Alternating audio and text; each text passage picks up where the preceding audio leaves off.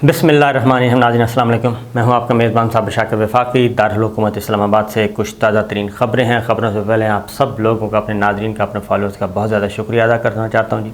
हज़ारों की तादाद में आपके मैसेजेस आते हैं व्हाट्सएप के ज़रिए, DM के ज़रिए, अदरवाइज़ नीचे कमेंट्स आ रहे होते हैं वीडियोज़ के, फ़ेसबुक पर भी। तो मैं फ़र्दन शुक्रिया और जवाब अदा नहीं कर सकता, लेकिन मैं सबका बहुत ज़्यादा मशकूर हूँ कि आप लोग मुझे सुनते हैं, पज़ीराई बख्शते हैं और मेरी बातों पे एतबार करते हैं।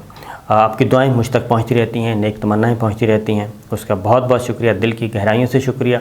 लेकिन आपसे मैं एक रिक्वेस्ट करूंगा कि आप जहां कहीं भी हैं, पाकिस्तान के लिए दुआ ज़रूर करें। अल्लाह ताला पाकिस्तान की हिफाजत फरमाए, पाकिस्तान को हर 2 नंबर लोगों से बचाए, पाकिस्तान को अच्छी क़यादत दे और पाकिस्तान की हिफाजत अल्लाह ताला इंशाअल्लाह ज़रूर करेंगे।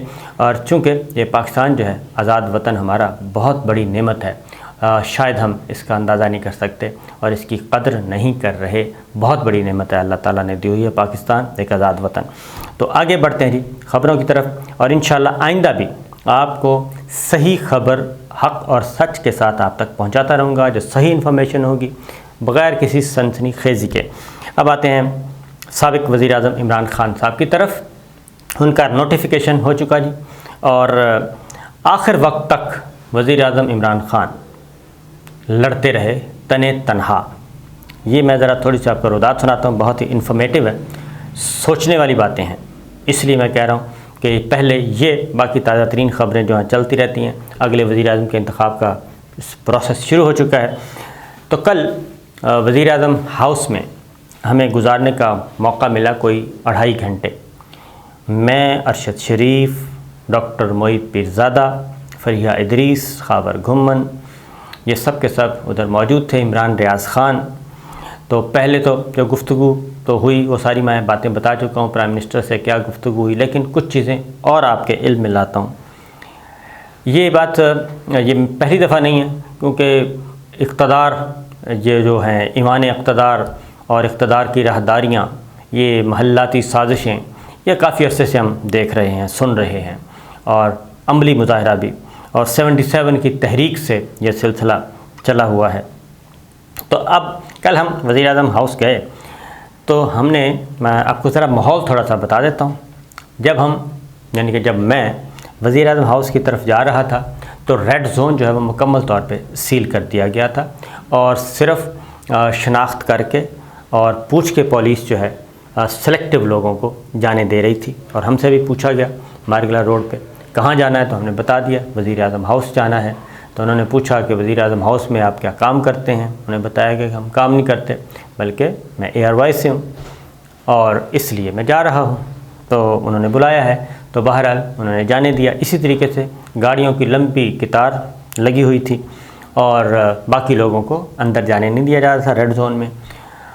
आगे रेड ज़ोन मारगला रोड से हम दाखिल होते हैं तो आगे कुछ मूवमेंट्स नज़र आती हैं सिक्योरिटी फोर्सेस की, और मुकम्मल तौर पे एक सन्नाटा है, मुकम्मल तौर पे सील, कोई इक्का दुक्का गाड़ी जो है वो नज़र आ रही है। उसके बाद हम फिर कॉन्स्टिट्यूशन एवेन्यू की तरफ से होते हुए कैबिनेट ब्लॉक के सामने वज़ीर-ए-आज़म हाउस की तरफ जाती है सड़क शाहरा, और उस पे हम हो दिए। और राइट साइड पे जाएं तो ऐवान सदर है, सीधा जाएं तो वज़ीर-ए-आज़म हाउस है। वहाँ पे हम गए तो बिल्कुल खाली सड़कें सुनसान थीं, एक सरासीमगी कहने चाहिए, पूरा सरारियत किस्म की चीज़ें पाई जाती थीं। बहरहाल हम पहुँचे और पहले एक गेट क्रॉस किया, फिर दूसरा क्रॉस किया और पार्किंग में उतरे। तो वहाँ पे जो स्टाफ था सारा वज़ीर-ए-आज़म हाउस का, वो बहुत ही, मुझे बार बार कॉल्स भी आ रही थी, कहाँ पहुँचे, मैं बता रहा था कि मैं अब यहाँ पहुँच गया हूँ, अब मैं यहाँ पहुँच गया हूँ। तो बस जल्दी पहुँचे, जल्दी। मैंने कहा चलें ठीक है जी, पहुँच रहे हैं वहाँ पे। तो मैंने देखा कि सारा जो स्टाफ है PM हाउस का, प्रोटोकॉल वाला, और दूसरा जो बाहर PM हाउस के बाहर ड्यूटी व्यूटी देते हैं, उसमें इंटेलिजेंस के लोग भी होते हैं, स्पेशल ब्रांच के लोग भी होते हैं, सब के सब बहुत वो था, हिलजुल पाई जाती थी, हलचल हो रही थी बहुत ज़्यादा। तो ये मैंने किया। खैर उन्होंने इंतज़ार कर रहे थे, मुझे उन्होंने लिया और जल्दी अपने फ़ोन बाहर जो जगह है वहाँ पे रखे और उसके बाद बाकी सहाफ़ी भाई जो हैं इंतज़ार कर रहे थे। मैंने सबसे पहले जी अच्छा ये बता दूं कि वज़ीर-ए-आज़म के साथ जो स्टाफ़ होता है उनका मिलिट्री साइड पे एक तो मिलिट्री सेक्रेटरी होते हैं, और मिलिट्री सेक्रेटरी ने कल यूनिफॉर्म नहीं पहना हुआ था और वो सादा कपड़ों में थे। डिप्टी मिलिट्री सेक्रेटरी यूनिफॉर्म में थे। फिर पाक फ़िज़ाइया के एक ऑफ़िसर होते हैं और इसी तरीके से पाक बहरिया के ऑफ़िसर होते हैं। तो इनमें से बाकी सिविलियन भी लोग साथ थे। उनमें से एक अफ़सर से मैंने पूछा, नाम नहीं बता रहा, मैंने कहा कोई पैकिंग कर ली है? क्योंकि जब मैं दाखिल हो रहा था वज़ीर-ए-आज़म हाउस की तरफ तो मुझे एक फ़ोन आया कि सुप्रीम कोर्ट के दरवाज़े खुल चुके हैं और चीफ़ जस्टिस ऑफ पाकिस्तान जो हैं वो पहुंच रहे हैं तमाम ऑनरेबल जजेस के साथ। तो सुप्रीम कोर्ट खोल दी गई है। ये जब मैं वज़ीर-ए-आज़म हाउस दाखिल हो रहा था उस वक्त मुझे कॉल आती है। तो मैंने कहा चलें ठीक है जी, खबर के लिए थी कि आप ख़बर दे दें। फिर मैसेज भी आया हुआ था। तो खैर सुप्रीम कोर्ट के दरवाज़े खुल गए। मैंने आगे ख़बर फॉरवर्ड कर दी और ख़बर फॉरवर्ड करके हम अंदर चले गए। तो इसी दौरान अंदर अभी दाखिल ही हुए हैं तो बाकी दोस्त बैठे थे, 3-4 और जर्नलिस्ट थे, डॉक्टर शहबाज गिल थे, सब वज़ीर-ए-आज़म हाउस की तरफ वज़ीर-ए-आज़म की तरफ जा रहे थे जहाँ पे मीटिंग थी। और मीटिंग जो थी वो लॉन में थी और किसी कमरे में नहीं थी, बल्कि बहुत अच्छा वेदर था। और उसको भी फिर बाद में कुछ लोगों ने बनाया कि वो इसलिए बाहर मीटिंग रखी गई थी कि अंदर कमरों में ख़बरें बक हो जाती हैं और बहुत ही कोई वज़ीर-ए-आज़म गहरी साजिश कर रहे थे। इस तरह की चीज़ें जो हैं वो मैं सारी आपको बात बता रहा हूँ, गौर से सुनने वाली बहुत ख़बरें बहुत है इस वीडियो में, ये ज़हन में रखिएगा। तो बहरहाल मैं तरतीब से चलता हूँ। तो मैंने एक ऑफ़िसर से पूछा, पहले सिविलियन से, फिर दूसरी साइड से। मैंने कहा जनाब पैकिंग शैकिंग कर ली है वज़ीर-ए-आज़म साहब ने, आप लोगों ने?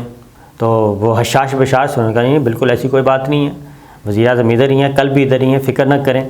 मैंने कहा चलें, मैंने कहा कंफर्म है ना, आपको यकीन है? तो इस तरह का डायलॉग करता करते हम गए। तो डॉक्टर शहबाज गिल और फ़ारूक हबीब जो थे वो उधर ही मौजूद थे। उन्होंने हमें लिया और वज़ीर-ए-आज़म की तरफ चलने लगे। तो उनका सिविल मिलिट्री अमला जो है वो मौजूद था और बड़े चेहरे मुतमईन सब कुछ, लेकिन वज़ीरों के चेहरे जो थे ना जी वो उतरे हुए थे। फ़ारूक हबीब बहुत परेशान नज़र आ रहे थे, डॉक्टर शहबाज गिल। उसके बाद हम जब एंटर हुए तो देखा कि वज़ीर-ए-आज़म किसी से मीटिंग कर रहे हैं, लॉन में कुर्सियाँ वुर्सियाँ लगी हुई हैं। और उधर हमें थोड़ी देर के लिए उन्होंने रोका कि ज़रा डिप्टी मिलिट्री सेक्रेटरी थे, उन्होंने रोका, उन्होंने कहा ज़रा इंतज़ार करें, पीएम साहब फ़ारिग हो जाएं। तो पता चला पीएम साहब उस वक्त शफ़क़त महमूद साहब उनके पास बैठे थे और हम जाके बैठ गए। और शफ़क़त महमूद साहब भी बड़े परेशान थे। वज़ीर ख़ारिजा शाह महमूद कुरैशी उनसे ज़रा कम परेशान नॉर्मल थे, क्योंकि शफ़क़त महमूद साहब के साथ शायद ये पहला इवेंट था इतना बड़ा। तो लेकिन वो परवेज़ मुशर्रफ साहब के साथ रह चुके हैं इसलिए, लेकिन वो एक ब्यूरोक्रेट हैं, मंजे हुए, सूरत हाल को जानते हैं, आबो हवा और ये जो इक़्तिदार की राहदारियों में आनन फ़ानन होता क्या है उन सब से वो वाकिफ़ थे, इसलिए वो सबसे ज़्यादा परेशान थे। फ़ारूक हबीब परेशान थे, डॉक्टर शहबाज गिल बज़ाहिर मुतमईन नज़र आ रहे थे, लेकिन उनको भी ख़तरात से आगाही थी। अलबत्ता बाकी जो सिविल मिलिट्री स्टाफ है वो मुतमईन नज़र आ रहा था, उनमें कोई ऐसा परेशानी के मामलात नहीं देखे गए। लेकिन जो चाय लेके सर्व करते हैं ये सारे, वो सब के सब, और वो भी थोड़े से अलर्ट थे। इसी दौरान जाते जाते नज़र पड़ी मेरी, बल्कि जाते नहीं वापसी पे वज़ीर-ए-आज़म से मुलाकात हो गई, उनसे सवालात पूछे गए, क्योंकि ख़बरें चल रही थीं कि वज़ीर-ए-आज़म इमरान ख़ान ने BBC की खबर, अगले दिन जब बाहर निकले तो BBC ने खबर ही शाया कर दी।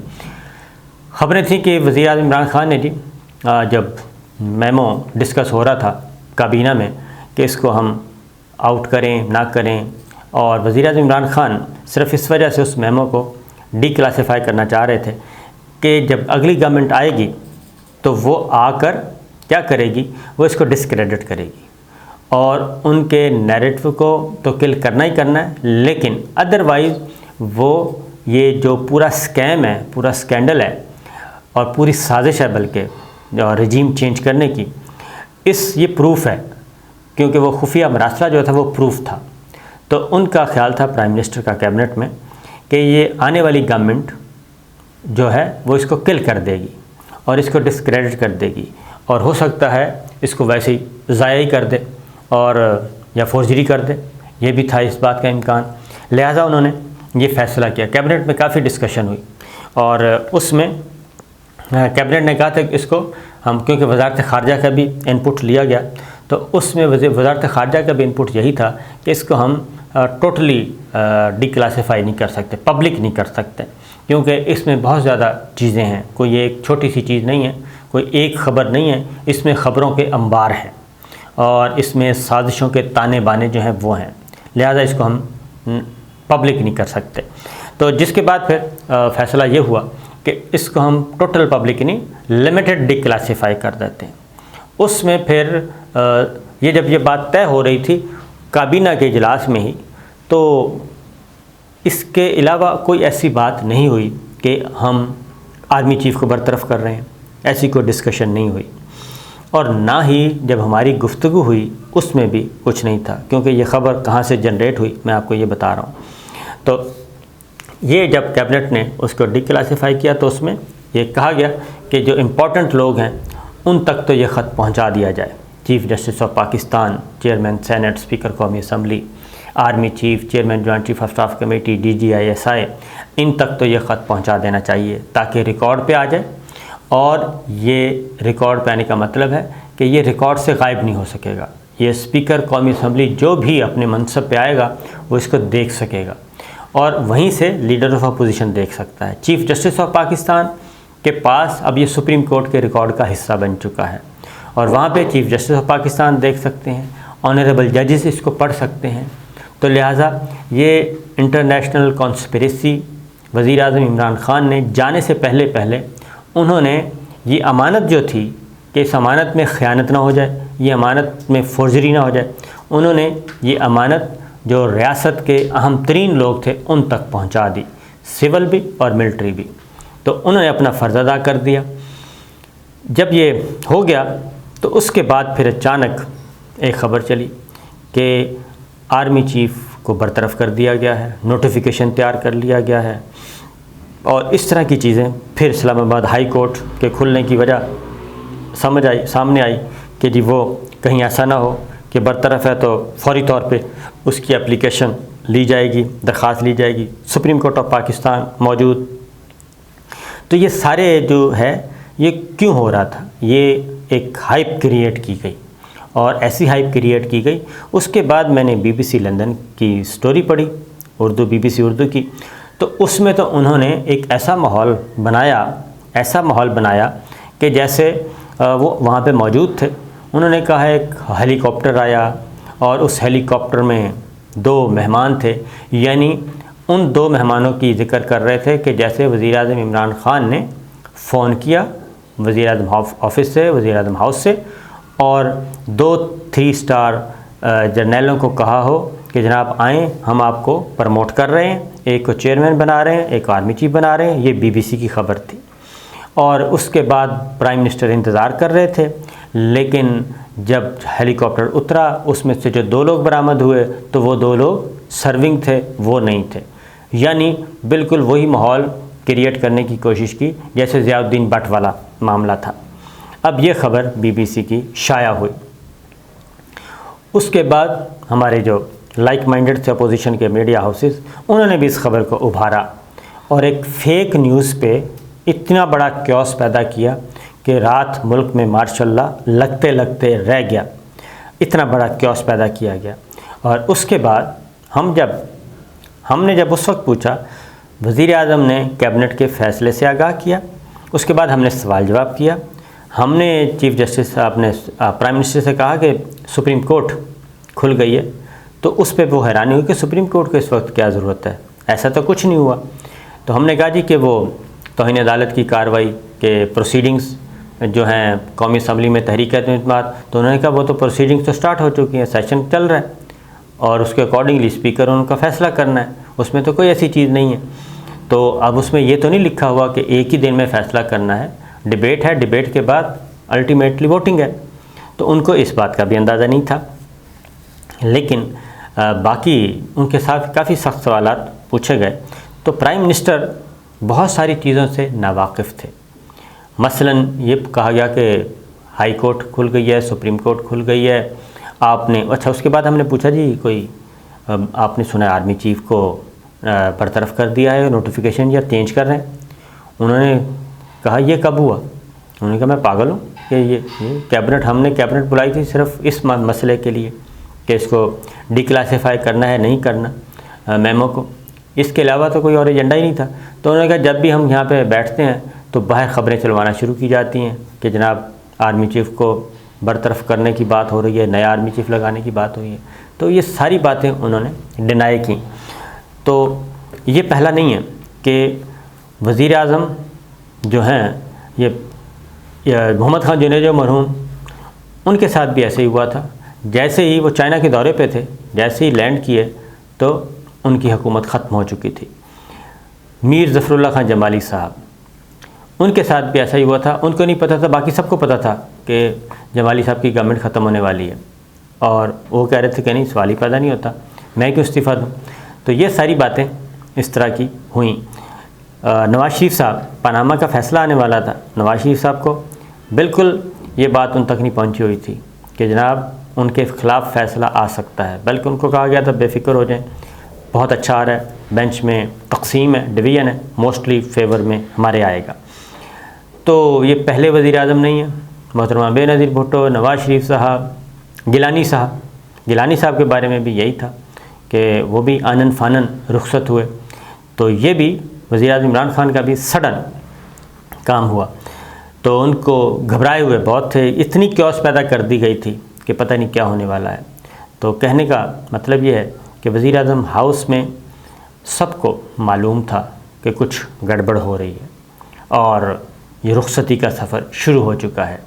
इवन स्पीकर कौमी असम्बली, उनको जो कहा गया कि आपने इस्तीफ़ा दे दें क्योंकि आर्टिकल 65 है आपके पास, आर्टिकल 69 है, उस पर हम अमल करते हैं, तो सुप्रीम कोर्ट के फ़ैसले पे अमल करते हैं तो वो आर्टिकल 2 हिट होते हैं, लिहाजा बेहतर तरीका है कि आप इस्तीफ़ा दे दें।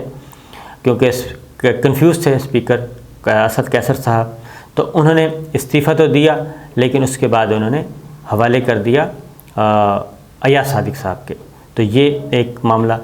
तो वज़ीर आज़म इमरान खान साहब से नीचे नीचे उनकी काबीना, उनके लोग, वो अपने अपने डिसीजन कर रहे थे, अपनी अपनी इंडिपेंडेंट ओपिनियन के साथ आगे बढ़ रहे थे और वज़ीर आज़म को इस बात का इल्म नहीं था क्योंकि वज़ीर आज़म इमरान खान के मुताबिक ये अभी डिबेट चलनी थी 2 दिन 4 दिन।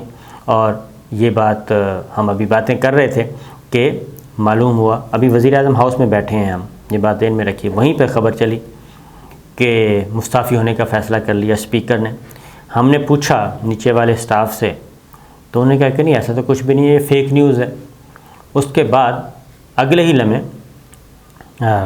ख़बर आई कि उन्होंने कहा जी इस खबर को हटाएं, ये खबर सही नहीं है। क्योंकि मैं भी था, अर्शी शरीफ भी, इमरान रियाज भी, डॉक्टर मोईद भी, ये हम सही उधर ही बैठे थे। तो वो कह रहे थे खबर हटाएं। कुछ ही देर के बाद जाके स्पीकर कौमी असम्बली ने फ्लोर ऑफ द हाउस, वहाँ पे जाके उन्होंने अपने निशस्त पे बैठे और इस्तीफ़ा अनाउंस कर दिया और अयाज सादिक के हवाले कर दिया। तो उस पे भी 2 वज़ीर जो थे वो हैरान थे। उन्होंने कहा ये तो बात ही नहीं हुई थी, बात तो ये हुई थी कि उन्होंने इस्तीफ़ा देना है, इस्तीफ़ा दे के बात ख़त्म कि हमने ये काम नहीं करना क्योंकि हमने पार्लियामान, तो ये जो आगे हैंड ओवर किया है ये तो ऐसी कोई बात नहीं थी। ये भी हुआ। तो इसके अलावा भी कुछ और वज़ीर भी थे जो अपने इंडिपेंडेंटली अपने फ़ैसले कर रहे थे।